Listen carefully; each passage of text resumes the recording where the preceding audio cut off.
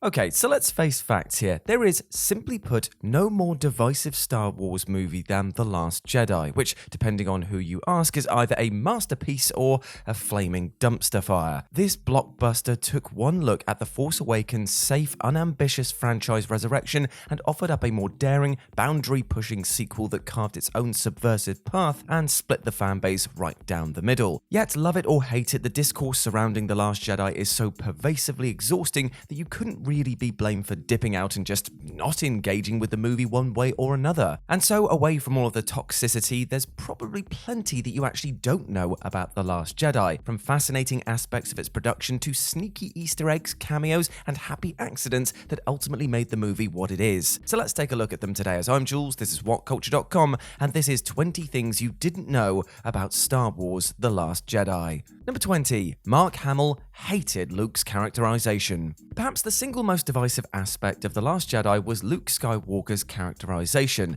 reinventing him as a more world-weary, beaten-down, exiled Jedi, and one who even considered killing Kylo Ren years prior. Fans weren't the only one upset by this, as even Mark Hamill himself wasn't best pleased with how Luke was written, enough so that he made it very clear to the director, stating in an interview during the movie's press tour that he said, "I pretty much fundamentally disagree with every choice you've made for this character. Now, having said that, I've gotten it off my chest, and my job now is to take what you've created and do my best to realize your vision." Hamill did, however, later apologize for voicing his doubts and insecurities in public, and added that despite his creative misgivings, that Johnson made an all-time great movie. Number 19. The Porgs were created for one specific reason. Another relatively polarizing aspect of The Last Jedi was the introduction of the Porgs, a species of bird native to the planet where Luke exiled himself. The creatures were compared to Ewoks by some fans, who felt that they were blatant merch bait intended to appeal to very young children. Yet in actual fact, the Porgs actually came about as a result of practical problem solving during shooting. While filming the scenes on the Irish island Skellig Michael, the shoot was constantly interrupted by native puffins who would fly into shot. And so, because the puffins were a protected species and couldn't be touched, the director simply decided to include the puffins in the film but alter their appearance with CGI, because this was actually cheaper and easier than having them all painted out digitally. And so, the Porgs were born. Number 18.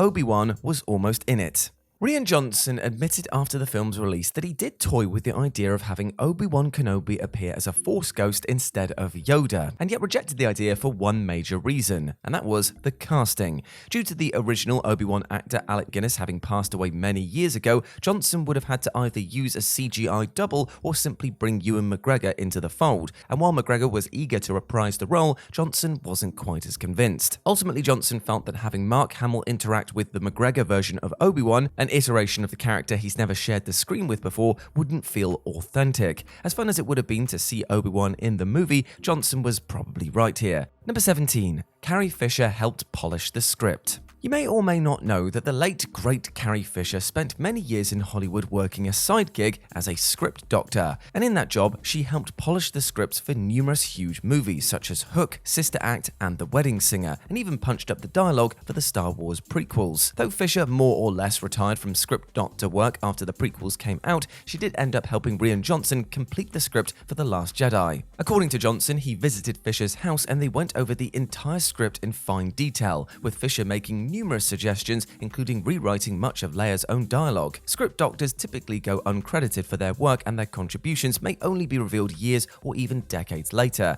Yet due to Fisher's untimely passing before The Last Jedi's release, it was fitting for Johnson to make that information public during the press tour. Number 16. Kylo Ren's scar was actually changed between movies. Near the end of The Force Awakens, Kylo Ren takes a shot to the face from Rey's lightsaber, leaving him with a significant scar running from his hairline down to his jaw.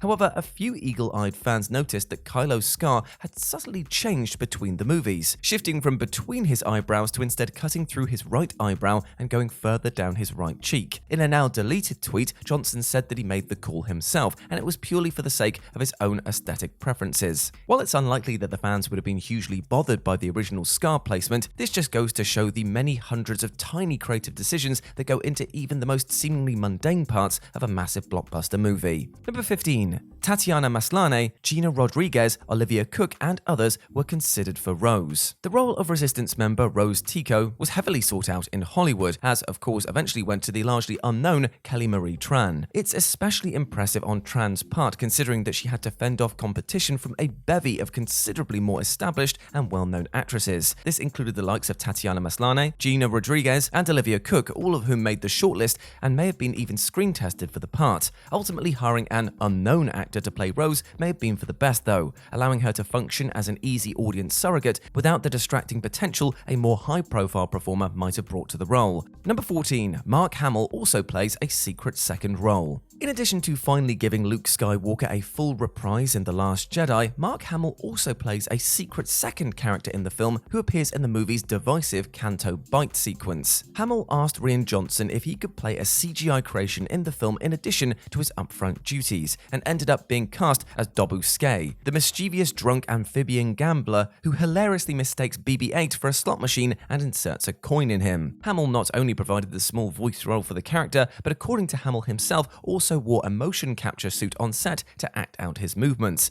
Number 13. It was the first Star Wars film to show books and paper. You probably remember that Luke Skywalker had custody of a collection of sacred Jedi text on his exile planet, but you may not have put two and two together and appreciated that this is actually the first time that we've ever seen books and paper in the canonical cinematic universe. The presence of the Jedi text confirms once and for all, after so many decades, that paper does indeed exist as we know it in the world of Star Wars, despite information typically being stored and presented digitally. It's a fascinating sliver of low-key world building that has evidently been taken for granted by most fans, confirming just how damn ancient those Jedi texts truly are. Number 12. The DJ character was almost Lando Calrissian. Benicio del Toro has a small but vital role in the film as DJ, an underworld codebreaker who ends up double-crossing the Resistance to General Hux in order to win his own freedom. In the early scripting stages, however, the role was actually written for Lando Calrissian, but Rian Johnson ultimately decided to reinvent the part as an entirely new character because he didn't want to have Lando categorically betray the heroes. Lando's certainly no stranger to subterfuge or looking out for number one,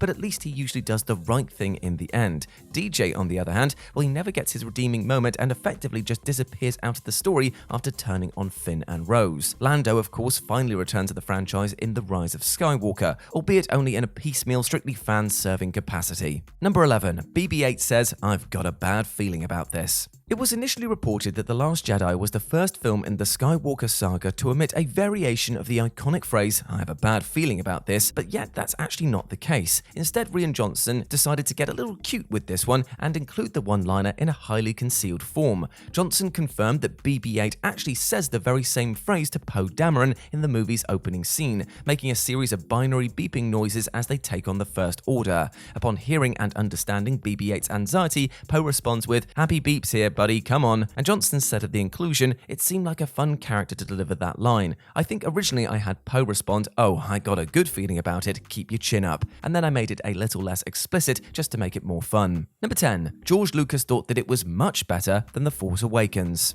Back in 2019, then Disney CEO Bob Iger released his memoirs, which included the revelation that George Lucas wasn't actually too keen on Star Wars The Force Awakens. He said, "He didn't hide his disappointment. There's nothing new," Lucas said. "In each of the films in the original trilogy, it was important to him to present new worlds, new stories, new characters, and new technologies. In this one," he said, "there weren't enough visual or technical leaps forward." It's perhaps fitting then that Lucas was reportedly far more impressed with the more original boundary-pushing The Last Jedi. After seeing the film, Lucas called it beautifully made and spoke directly with Johnson to praise him further. To date, Lucas hasn't offered up his opinion on The Rise of Skywalker, though the fact that he was absent from its world premiere could definitely be telling. Number 9. Carrie Fisher's dog Gary has a cameo. If you know much about Carrie Fisher's personal life, you're very likely aware that she adored her pet French bulldog, aptly named Gary Fisher. In addition to traveling with Fisher everywhere she went, Gary actually ended up making a sneaky cameo appearance in The Last Jedi, showing up as an alien pet by an unidentified creature in the Canto Bight sequence. It's a fleeting fleeting appearance that's tricky to spot, but it was indeed confirmed by Rian Johnson on the eve of the film's release, and better yet, apparently Gary had quite the ball watching himself on the big screen at the movie's premiere. Number 8. Maz Kanata's role was cut down during rewrites. After Maz Kanata was given such a strong and memorable introduction in The Force Awakens, fans understandably expected to see more of her in The Last Jedi.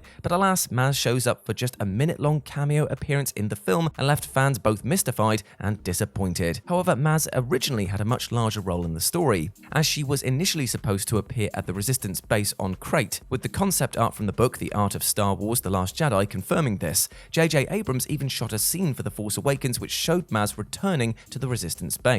Yet because there wasn't anything for her to do but simply sit around, it was decided to remove it. And so this had a knock-on effect on The Last Jedi, resulting in Maz's role being reduced during rewrites, and in the end this is all we got. Number 7. Frank Oz helped direct and edit the Yoda scene. One of The Last Jedi's biggest surprises was the unexpected appearance of Yoda, who shows up in Force Ghost form not as a digital creation, but as a classic practical puppet. In addition to Frank Oz providing the voice for Yoda and operating the Yoda puppet, he actually helped direct the scene on set and then went into the editing room with Rian Johnson to provide added assistance. Given Oz's decades of experience working with puppets, Johnson invited him to help shape the Yoda scene in post-production. Oz primarily aided Johnson in editing around the puppet to maximize its presence on screen and make Yoda feel real to the audience. And you know what? This was definitely a success. Number 6. Anthony Daniels was disappointed by C-3PO's small role. Now, Mark Hamill wasn't the only legacy actor a little miffed about his character's treatment in the movie. Anthony Daniels was also unhappy with C-3PO's role in The Last Jedi. In Daniels' case, it was less about the creative particulars of 3PO's presence than the sheer size of his role, with Daniels saying, "In The Last Jedi, I became a table decoration, which I regretted because 3PO was worth more than that."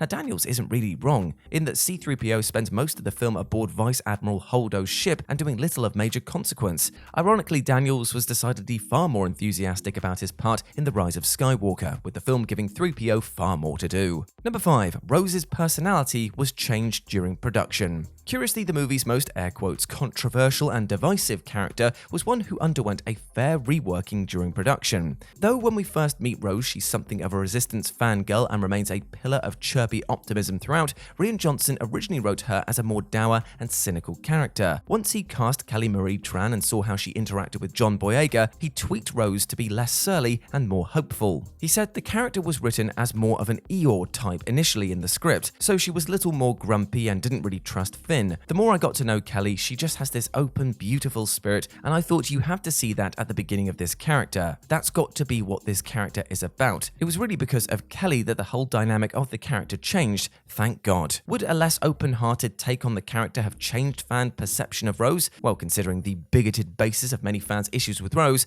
probably not, unfortunately. Number 4. Joseph Gordon-Levitt voiced the alien Slow and Low. Joseph Gordon-Levitt starred in Rian Johnson's stellar directorial debut Brick and later his 2012 sci-fi masterpiece Looper, and has made cameo appearances in all of Johnson's other films since. Gordon-Levitt had a voice cameo in The Last Jedi, portraying the alien creature known as Slow and Low during the Canto Bight sequence. The character's peculiar moniker is a reference to the Beastie Boys song Slow and Low, what with executive producer J.J. Abrams being a huge fan of the rap group. With Gordon-Levitt having appeared in every single Johnson movie in some capacity to date, we can expect to either see or hear him in the Knives Out sequel Glass Onion, due out later this year. Number 3, it's the only main Star Wars movie without a lightsaber duel. The Last Jedi is the first mainline film in the series without a lightsaber duel. Though Rogue One lacked a saber fight the year before The Last Jedi, this is the first of the 9 main Skywalker saga movies without one. For despite Kylo Ren and Rey using their laser swords to dispose of Snoke and his Praetorian guards during the iconic throne room scene, they're the only ones using lightsabers in this sequence, so it's not actually a duel. And of course, just when it seems like we're going to get an epic showdown between Kylo Ren and Luke at the film's end,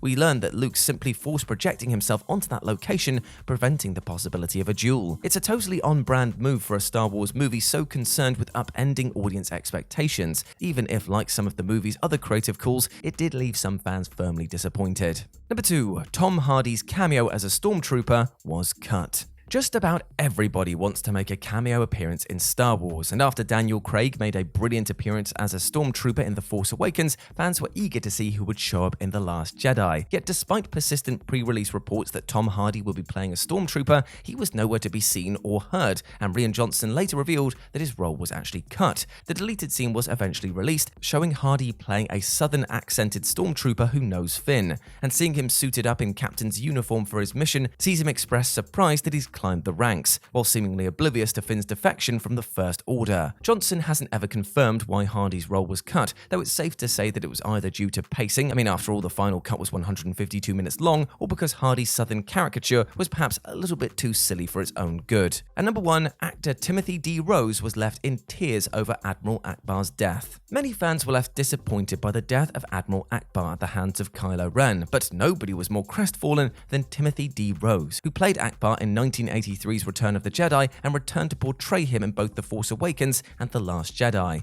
In addition to expressing frustration with the secrecy on set while shooting both The Force Awakens and The Last Jedi, Rose felt that Akbar's death was treated as a joke on set. He said, "We finished all of our bits and they asked me to come down to camera and I thought, oh well, maybe they're going to say thank you for being one of the heritage characters and giving 30 years and all that. But what they did was ask me to look at the camera and say, it's a wrap. I was actually in tears in the suit because I thought, after everything, after hoping there'd be something, after knowing that there wasn't going to be anything else, Akbar's final moment before he went into the box was a big joke about it's a wrap." Rose's comments have earned him a lot of sympathy from fans who also felt that Akbar should have received a more ceremonious and meaningful demise rather than being disposed of so flippantly. To compensate for this though, General Akbar's son was introduced as a minor character in The Rise of Skywalker. And there we go, my friends. Those were 20 things you didn't know about Star Wars The Last Jedi. I hope that you enjoyed that, and please let me know what you thought about it down in the comment section below. As always, I've been Jules, so you can go follow me over on Twitter at RetroJ, but the O is a 0,